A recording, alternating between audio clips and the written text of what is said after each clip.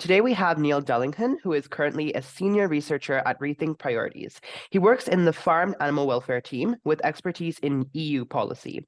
He also holds a PhD in political and social science from the European University Institute and an MPhil in European politics and society from the University of Oxford. Today we're going to be talking about political support for animal welfare, the EU and animal welfare, and also are going to ask a few broader questions about cultured meat, as well as what the movement will look like in the future. So to start us off, my first question is, why is there so much opposition to ending factory farming? 67.7% of people oppose it in a survey, and there are mismatches between the survey that had been conducted and surveys that you did at Rethink Priorities and the one that Sentience Institute did, which recorded 49% support for banning slaughterhouses. So what explains this discrepancy?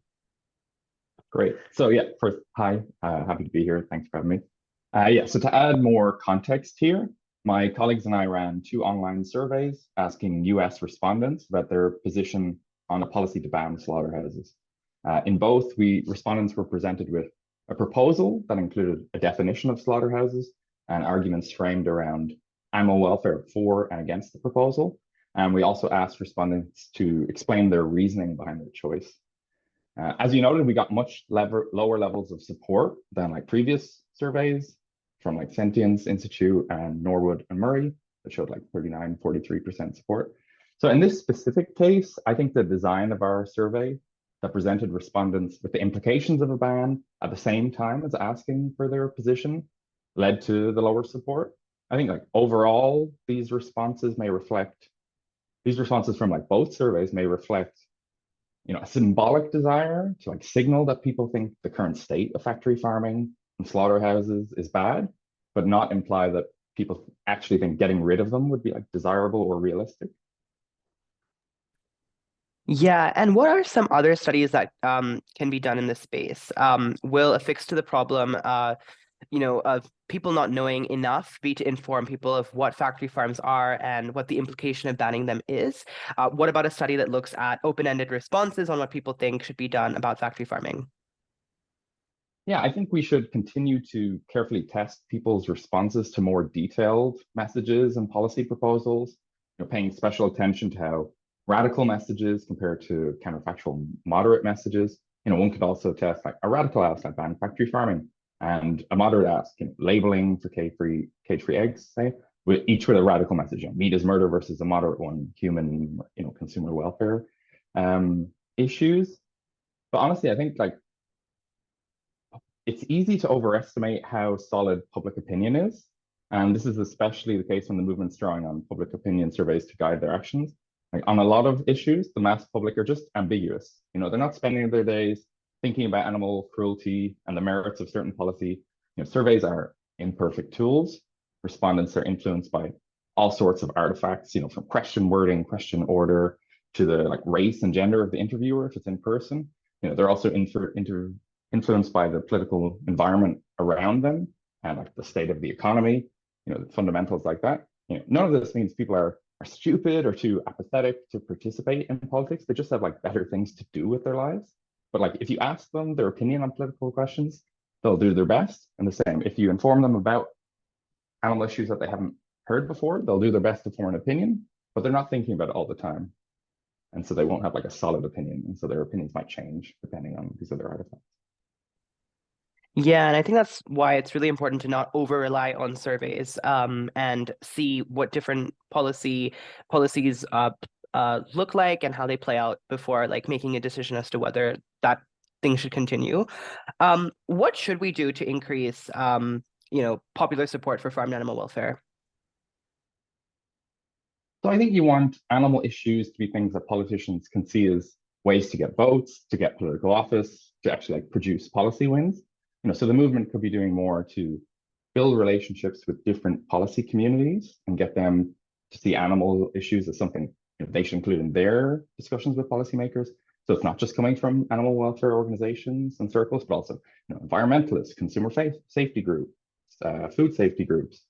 I think you could like spend more building a well-organized animal welfare group with strong memberships. This has been very effective in Germany and the UK.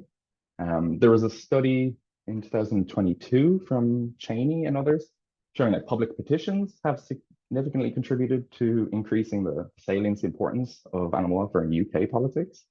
I think you can continue to make use of crises like food safety issues or problems brought on by poorly designed legislation that like bring these animal issues to the top of the agenda and then like push them for change.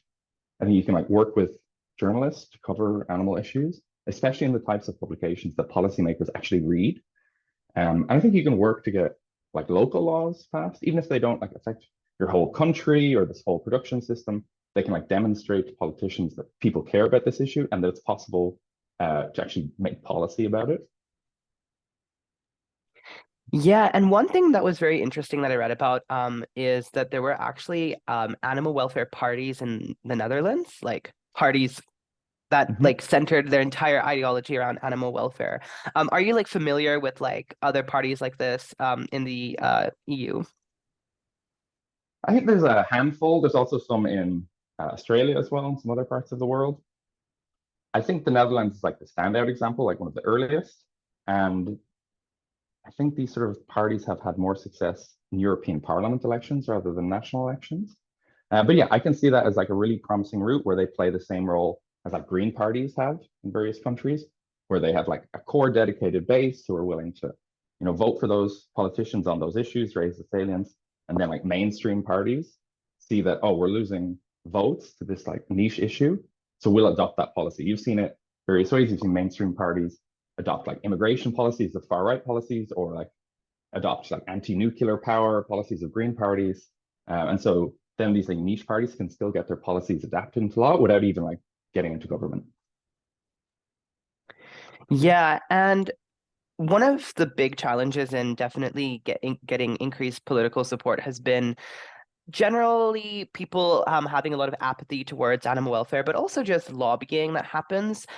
In the US, at least, the way lobbying works is that is done to both the Republican and the Democratic Party, and that means it's difficult for either party to like care about animal welfare or put forward policies. Um, are there any other challenges, or are these challenges not as salient in other parts of the world? Yeah, so I think in general the issue is still like fragile. So like it loses votes and attention to like more pressing matters like the economy and defense. It's not often clear if there's much benefit to be gained for those in the political arena, like I mentioned before, about votes and getting into government, getting policy passed. And in like in countries with large agricultural industries, like there's greater financial risk from introducing stricter animal welfare regulations. So it doesn't really give you an incentive to emphasize animal welfare policy. And there's, especially in Europe, there's been a trend towards governments wanting to let industry self-regulate and for like market-based solutions to deal with animal welfare. And they've actually seen success with that. So it's a harder ask to convince them that like the state should be involved. Yeah, and has political support for animal welfare risen or fallen globally? So I think it's easy to say in general it has increased, but with the caveats that like depending on how far back in time we've gone, that we're like essentially starting from zero, so it's easy to increase, and that this varies a lot by region and time. So like we can look at things like whether animal welfare is included in like election promises and legislation, in the types of parties and people elected. In general, these things have like increased in Europe, especially Northern Europe, and particularly in the 1990s and 2000s when there were a bunch of food safety crises that brought conditions of farmed animals to the top of the agenda. Like specifically, you've definitely seen more mentions of animal welfare issues in political manifestos around elections in the UK, in the Netherlands, and the Belgium. That's been like increasing, not just reaching a plateau. But even within some countries that are generally pro-reform or think animal issues are important, like Austria, you have just like only two parties that mention it, and nobody else talks about it. A few countries have animal welfare ministries, which didn't exist in the past. They have like animal welfare parties, like we mentioned already. But there's also like counter parties, like in the Netherlands. Yes, you have this animal welfare party, but you also then had farmers mobilize against a policy to reduce farm sizes for nitrogen emissions, create this like pro-farmers party that won some votes that would then push back against that. And then like in the US, my understanding is that animal issues play like virtually no role at the federal political level. Like there's been a few attempts to create federal laws, but they've basically failed to achieve majorities. But at the state level, right, we've seen increasing support. Over 2,000 state legislators have passed, bills and ballot initiatives over the last 20 years.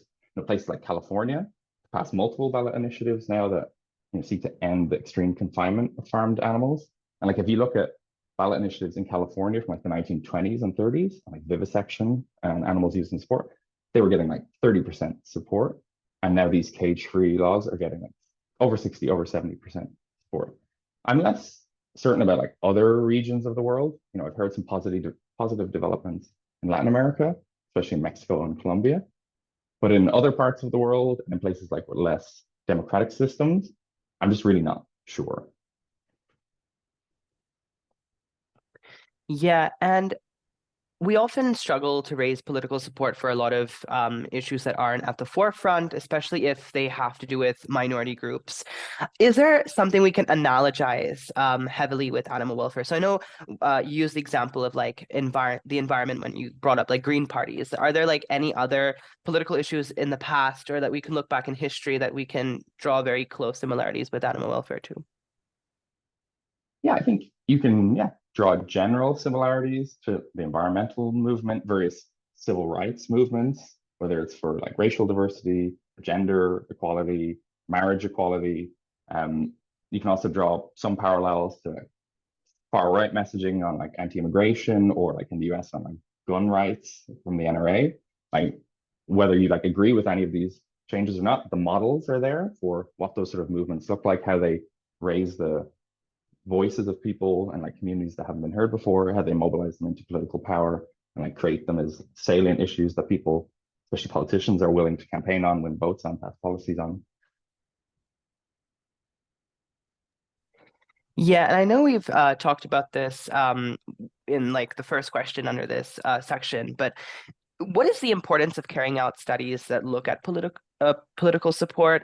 Do we need more of them to be conducted?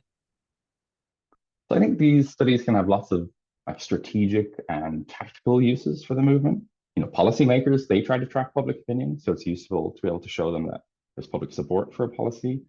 It's important for advocates themselves to know if a policy is even popular among the public or if the messaging they're using is like the one that actually resonates with people. And public opinion polls can be used as like mobilization tools. Like I think a decent amount of this work is being done. It's just a question of whether the studies are like high enough quality and they're actually being translated into action. If you're going to if you're going to run a study that's looking at some niche issue in a niche part of the world, you really have to ask like, how are you going to leverage that into real change? It's not just an automatic slam dunk that if you do a public opinion poll, that it's like useful. Yeah, absolutely. I wanted to now move on to the EU and animal welfare there because I think the EU, comparatively to a lot of other places in the world, has just fared much better when it has come to political support for animal welfare. What are some examples of EU laws on animal welfare? So there's a huge range of laws that affect animal welfare. I think the important point in the EU, though, is to stress that animal health and animal welfare is mostly viewed as like a food safety and consumer information issue. It's not that the legislative system and policies are actually concerned with creating positive lives for animals. Even though, like in one treaty, it says you should pay full regard for animal health and welfare. That's not what they're trying to do. They're trying to harmonize laws and protect consumers and food safety. In my opinion, some of the most significant EU laws have been banning battery cages for egg-laying hens, laws that limited, but not completely banned yet, extreme confinement for sows and veal cows. And there's been some laws on transport and slaughter, and a law on like labeling of eggs that like made it much clearer to see which were from cages and which not. I think those have all been like pretty important EU laws. Yeah, and how did we get the EU to pass these laws when we struggle in other places? So the short answer is that there's a strong animal advocacy movement that's been around for a while. There's like relatively urban population. There's governments that have are used to being heavily involved in regulating many aspects of industry. And like there was a series of food safety crises in the 1990s that put like reforming intensive animal agriculture on the top of the agenda, and people like mobilized to create some policies that then created precedent that this is the thing that we can legislate on. In other parts of the world, the advocacy movement isn't as strong or hasn't been around as much. Governments are perhaps like more intertwined with industry, where you have like politicians who are also farmers. I mean, that's also the case in Europe, and don't have an incentive to regulate them. Or it's harder for advocates to get access to the political process. There's just a weaker political opportunity structure. Um, and of course, now in other regions of the world, they can look at what's happened in Europe and like come up with ways to prepare and counter that change in advance. I don't know how much more detail you want, because I can say a lot on it. Oh, no, no, no, that makes a lot of sense. Has there been any legal harmonization, i.e., the EU's laws spreading to other parts of the world? Because I'd imagine that the EU imports a lot of meat, and so that means that the importers have to ascribe to EU animal welfare laws, and that might mean that they also have to follow them in like their home countries. Has that happened? Yeah, so there's this idea that called like the Brussels effect. So like that the EU single market is this enormous commercial opportunity for companies. And when the EU sets a new standard, it's often easier for a global company that wants to sell into the EU market to just convert their entire supply chain to meet EU standards, rather than set up this really fragmented supply chain with different practices for different customers. I haven't seen any like quantitative estimate of this like effect. Most of my knowledge comes from like a very specific EU Parliament report from like Professor Broom, where like they made some examples of EU laws affecting the hygiene and stunning and slaughter practices in Brazil and Argentina and Thailand and China, but they haven't like examined in detail like the causal mechanism and exactly like how it's been enforced. So like I think it's plausible that you have seen harmonization in other countries with EU laws, but like I think we still have to do the research to really understand like when it works, when it doesn't. Yeah, and how cost effective is pushing for legislation when non-compliance is rampant? At least it's better than no legislation at all, like having laws. And if your answer is we shouldn't be pushing for legislation, what should we look at instead? Yeah, I agree that even in places where you expect there to be low compliance, that there's some value in having laws there. If anything, then you can say, look, we have this law, the government isn't acting on it. That's why we need like more action, more mobilization, maybe corporate action.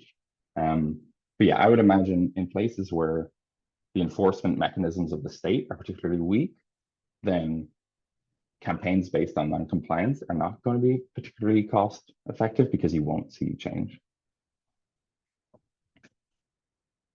Yeah, And so, and yeah, go ahead. yeah, a report from Animal Charity Evaluators said that the allocation of resources towards enforcement are neglected. What do existing efforts to improve the implementation and enforcement of existing animal laws look like? And if they're neglected, why might that be the case?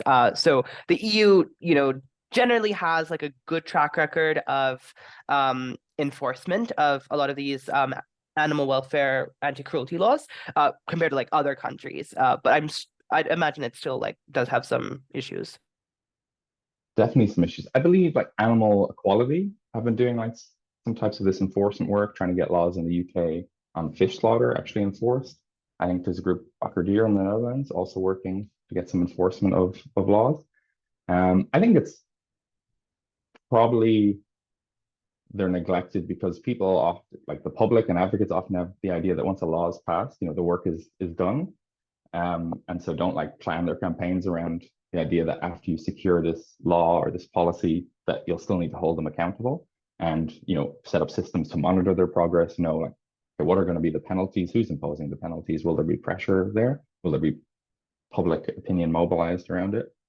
But I think also enforcement is just like a hard problem to solve sometimes and requires mustering a lot of government resources into action, and especially in countries where like those government resources are scarce, it's quite hard. Um, Especially if you've designed a law that requires like regular daily inspection to know that it's happening rather than like a one-off infrastructure change. Yeah.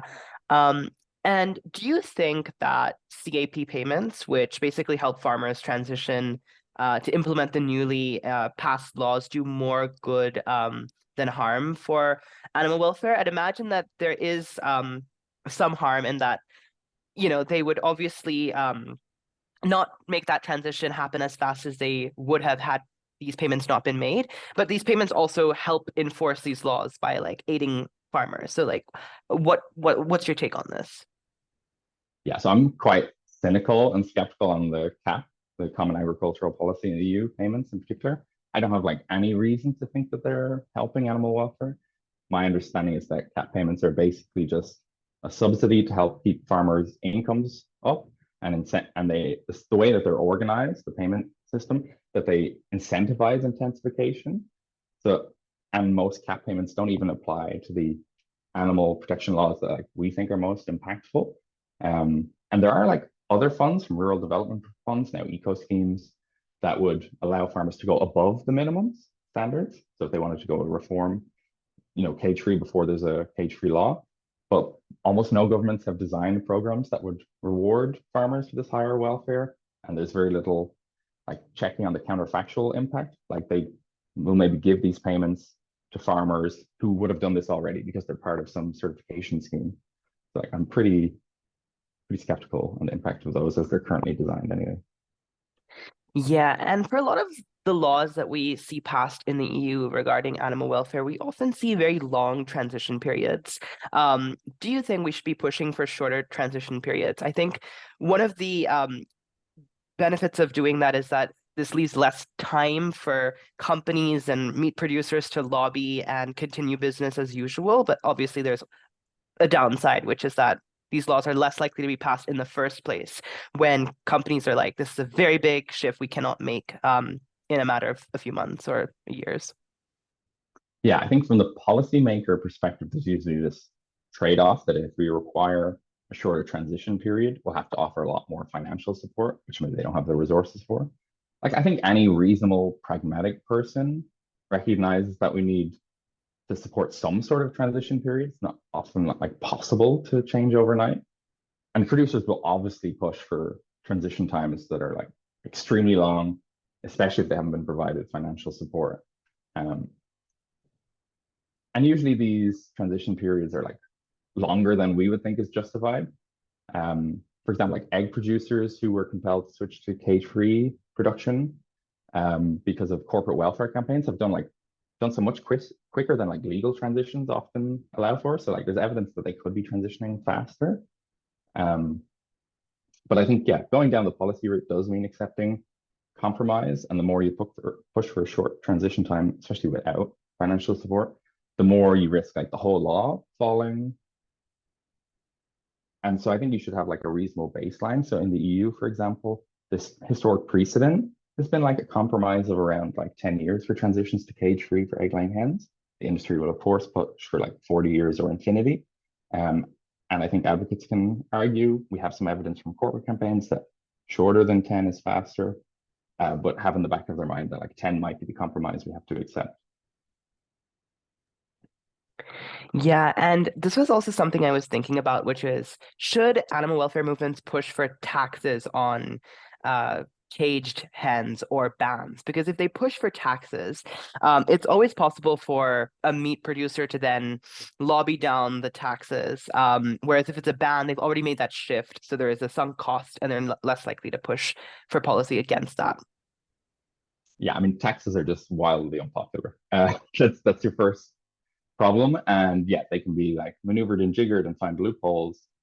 Um, yeah, I would think I agree with you that like just a wholesale ban that's easy to verify and hard to undo is like more promising in many cases than a explicit tax. Yeah, and now that we talked a lot about how the EU might be struggling in some areas, are there a few success stories that the EU had in enforcing laws for animal welfare, or any like failures you'd like to highlight that we didn't get a chance to do earlier? Yeah, so I think like overall the EU enforcement mechanism, did manage to phase out barren battery cages for egg-laying hens and like restrict sow stalls and veal crates. Although like many producers missed the deadline and had to be, brought to court, but it did happen. So like the system does like work when there's advocacy effort like pushing for it and strong buy-in from the political actors. I think like there's two failures that like are always top of my mind. One is like on the prohibition of tail docking for pigs. So like as you may know, when you pack pigs together, they will chew on each other's tails if they haven't been given like enrichment materials. And to prevent this, farmers will just like cut off all the pig's tails at the start. Um, and the EU created a law that prohibited routine tail docking, tail cutting, and said farmers should take all available measures possible before cutting off the tails. But of course, like farmers just don't take these alternative measures. Tail docking is common. So this is like a failure in the design of the policy itself. It's like hard to enforce because it has these like conditions and it's not strict. Tail docking is never allowed. So you've seen like Sweden and Finland, I believe, where they have a much stricter wording of the law, where you're only allowed to tail dock for like medical reasons. Tail docking is only in like 5% of pigs versus like 95%. Similarly, for chickens raised for meat, broilers, the EU created this law that limits stocking densities, but they allowed higher stocking densities if certain conditions are met. But like in research that I've done, it seems that like nobody's checking if those conditions are met. So it's very likely these chickens are being stocked at very high stocking densities without these like mitigating measures to reduce the harm of that. So those are like two failures where I think the actual design of the policy and the enforcement mechanisms to actually check aren't being fulfilled. And exactly the case because these are like daily management practices. You need to be there like every day, you're checking the trends. It's like very hard to actually verify what's happening. Yeah, and what is your timeline for animal welfare policy passing and increased compliance accruing look like in the EU? Yeah, so one thing we haven't touched on yet, that the EU is currently in a legislative reform period where they're planning to revise their legislation on animals in general, used for economic purposes. And one of the big asks that's included in there is ending extreme time confinement for farmed land animals. And that's like currently making its way through the legislative process. We expect a proposal from the European Commission this fall, and then like a year or two of negotiations. And there's like a forecasting platform that I like to look at called that I say is Metaculus. Um, and there's like a 64% chance of us seeing the proposal before the fall of 2024. I think that's a bit pessimistic. I think we'll see it pretty quickly. And then based on like historical precedent, I would expect the time between when the proposal is made and when it's adopted into law is like 12 to 18 months. And then, like I've indicated before, I'm imagining maybe we get a compromise of a sort of 10-year transition period from there before we see the laws actually like enforced on the ground. Yeah, and are there any animal welfare laws that you would like to see passed in the EU? So top priority is definitely seeing this legislative package include transition away for cages, especially for egg-laying hens. There's also some mentions of like limits on the breeds used for broilers that would like improve their welfare. There's more humane stunning of farmed fish species, especially sea bass and sea bream, and that these requirements could apply to imports, where I think that that's where huge value could happen if this Brussels effect that we talked about actually comes into effect.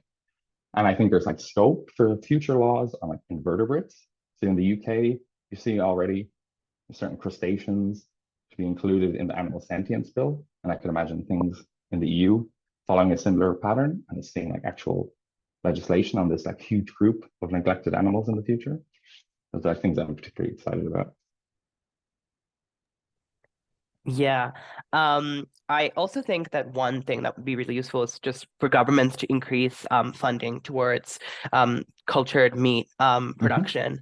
And I say this because Italy banned cultivated meat, which I thought was I mean, obviously really sad, but like also shocking for like a country to do.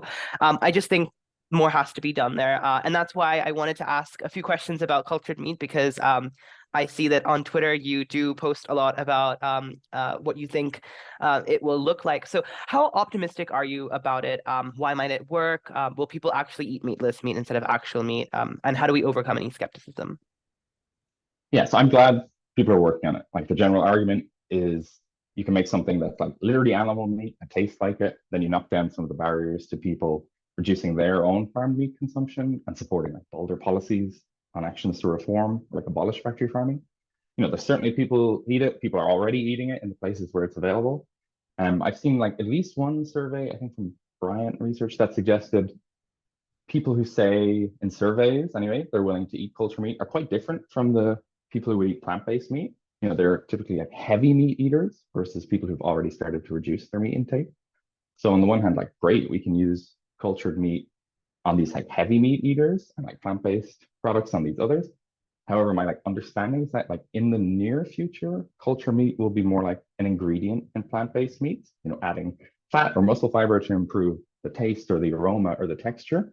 And I would worry a little that those like heavy meat eaters that say they would eat cultured meat would just see these hybrid products as still like plant-based meats. So their uptake would be like muted. And I also think that the evidence we have so far on a plant-based alternative, it's not really clear that there's a large effect of people switching from farmed meat rather than just like adding it to their consumption on top of farmed meat. And so I could imagine that also being the case for cultured meat, where it isn't like a slam dunk in terms of substitution. And so like the big questions in my mind are like, can we overcome some fundamental challenges around media consumption rates, building a supply chain of cheap amino acids and media? Can we get government to finance like a truly enormous build out of the infrastructure and publicly shared research and development? Like we'll need all of this to produce a product that people want to actually eat. But it's like affected by many other things that influence your relationship with food. And so like we assembled a forecasting panel that included myself and tried to forecast when we would see large production volumes of cultured meat, where 51% at least of the meat is produced directly from animal cells. So we're not talking about these hybrid products where there's just like a tiny bit of cultured meat.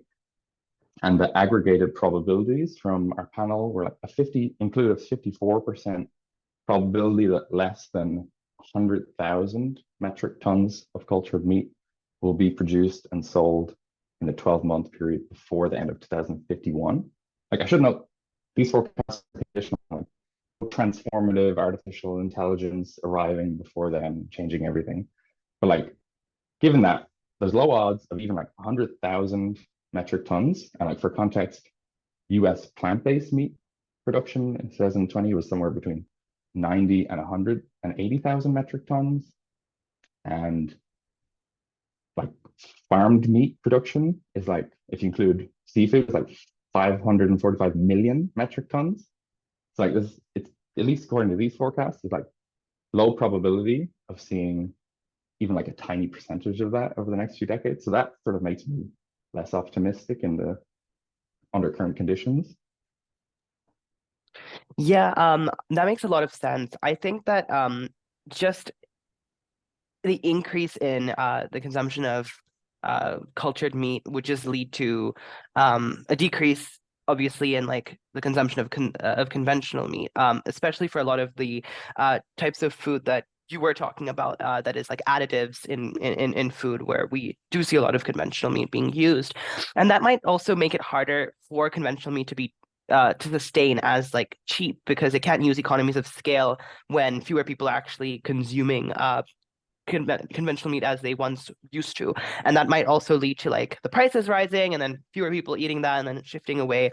I just think the one thing we have to overcome now is just the cost of cultivated meat, which is that it's quite expensive, and they have to compete with the highly subsidized chicken and poultry that is on the market. But I do see that like at least in the next 50 years, we will see like considerable shifts away from conventional meat. I wanted to now ask a few broader questions. What's next for the movement after cage-free campaigns? Because cage-free campaigns have turned out to be quite successful. But what should the movement be focusing on next and diverting all of its resources and attention towards?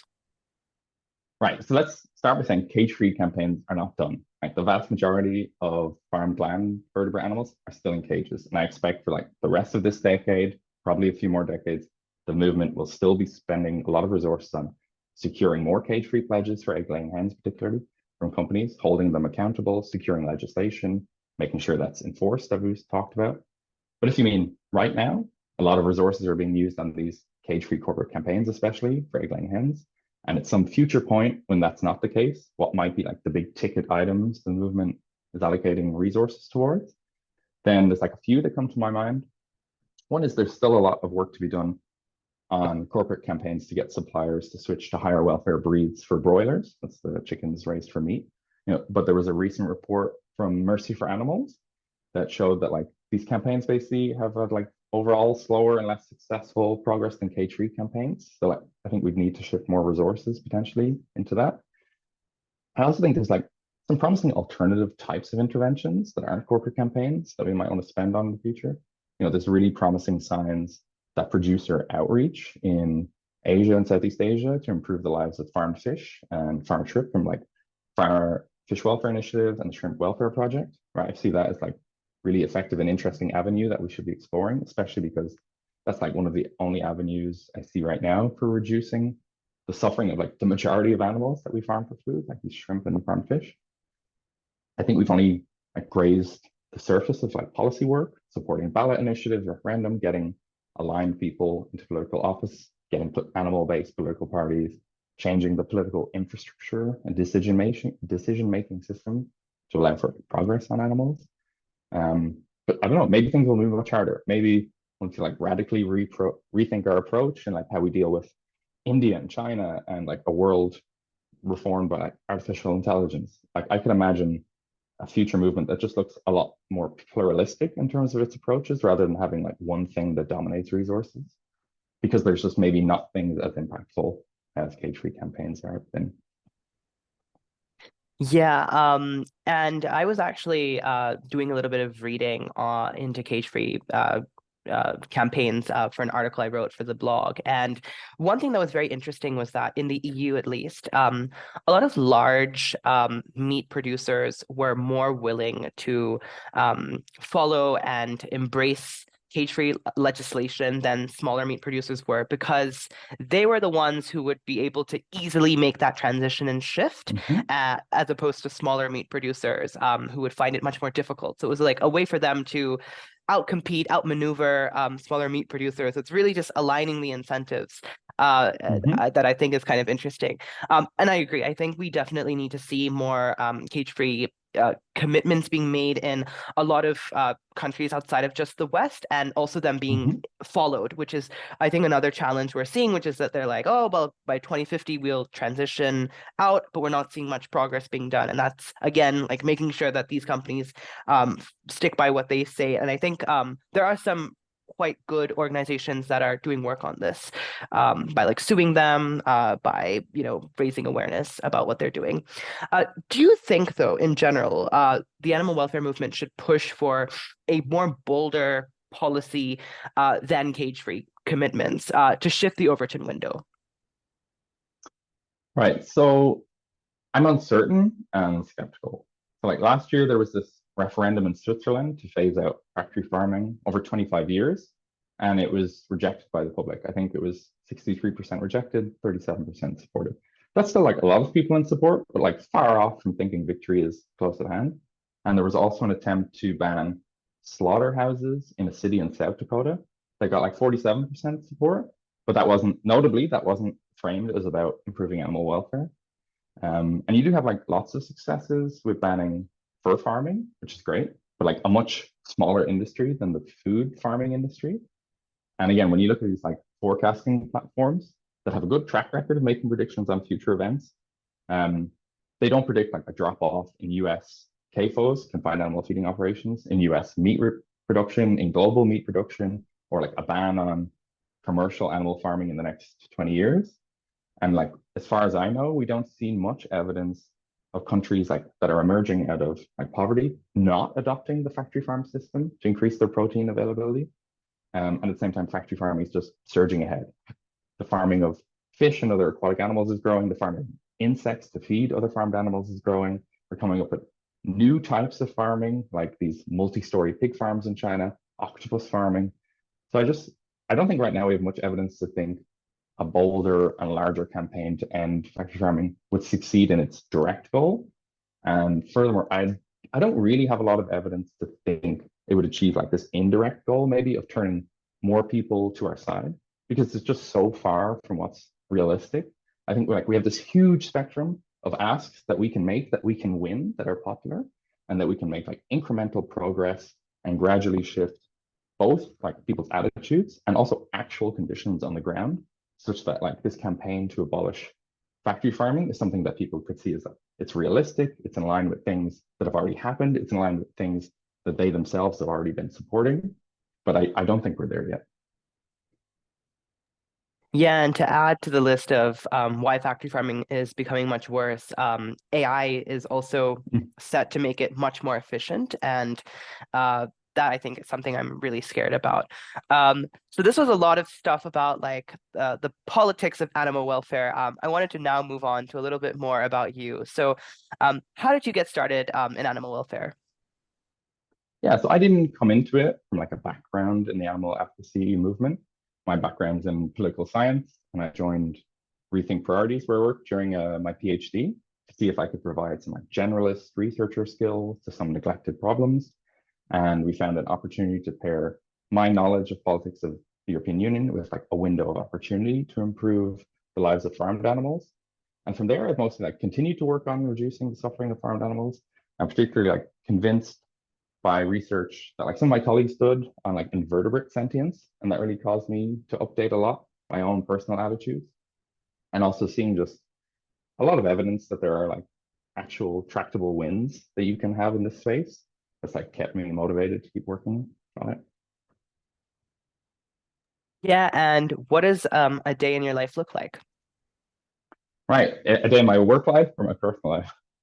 Work life and personal Yeah. life, if you'd like to provide us with that. In my work life, it's a lot of like meetings with my colleagues, with experts from the field, with animal advocates, trying to get a sense of what do people think is realistic, what problems are they facing that research would like help unblock.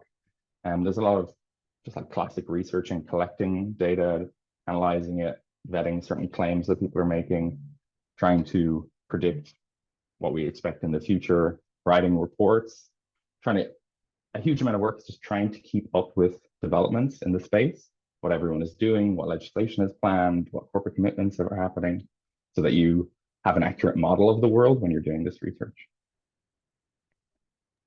Yeah, and what advice do you have to others who want to research policy in the animal welfare movement? What skills they need to have? So I think the first thing would be getting mentorship from someone who's already in the space is like incredibly valuable. They can provide you with lots of personalized tips. Trying to do some sort of internships or paid internships, ideally, in the space for you to test out your fit. I think a great thing is just do some research, pick something, do like a short shallow dive into it, post that publicly somewhere. That'll get attention, get comments from people. That'll help you improve as a researcher. I think in particular something that's probably undervalued is like communication skills, both written and verbal, because it's great to do some like really high quality research, but if you don't have the dissemination skills to make sure it gets to the people they need and that they know what they need to change about it, then it's like a lot less valuable. So I think communication skills, basic data analytics, I think a lot more people with backgrounds in economics would help a lot in the animal space. Yeah, and because you work for Rethink and I'm a huge fan of them, how does the research that you do get implemented? So there's a few different avenues. One I mentioned already that we work directly with animal advocacy organizations. So we're like ideally helping to inform decisions they're actually making now or on the ground or informing their strategic decisions about where they should allocate resources in the future. Similarly, we have discussions with philanthropic funders in the movement about sort of what looks promising, what might be future things worth piloting, what research exists on like these newer interventions that might scale in the future to be cost effective. Increasingly, we'd like to have more influence and pass the impact through working with policymakers, submitting petitions, providing policy briefs, and working with academics to like shape that field, what types of research they're doing, and who's getting into the field.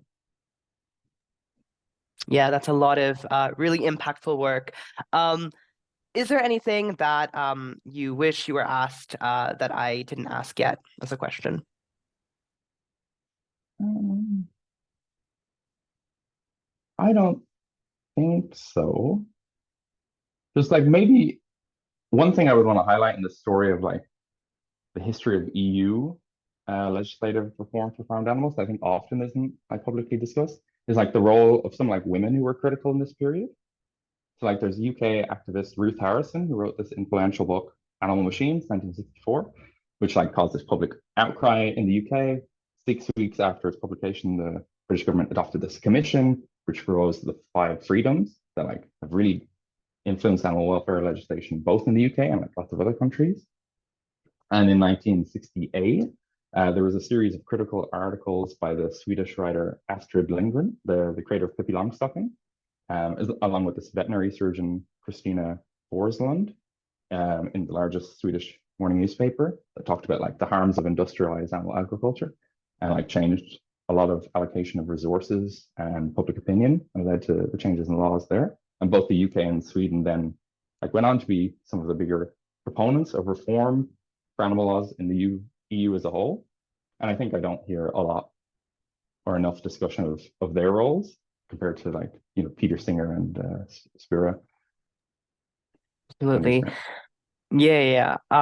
And I would definitely love to like read some of their work because I have been in the process of trying to like collect as much work as I can to like go through because I mean I think all of us have read Peter Singer's work on animal welfare, but we really do need to hear more from other voices, especially because they're very prominent and have played a really big role in the movement. I'd just like to thank you so much, Neil, for taking out time to do this interview. I will say that ever since I started this series, I really wanted to interview you because I used to read a lot of the stuff that you published for Rethink, and there was a lot that I learned about the EU, about political support, and I think it's so important that we definitely mobilize more. Public opinion towards animal welfare because while there can be changes in getting more alternative proteins or legislation being enforced, I think having public will on the right on the right side is really important to like give all of these efforts an extra push. So yeah, I'd just like to thank you for all that you do for animals and for making it to today's podcast interview. Thank you. I'm a big fan of all that you do as well. I'm really glad that you keep continuing to do it. Yep.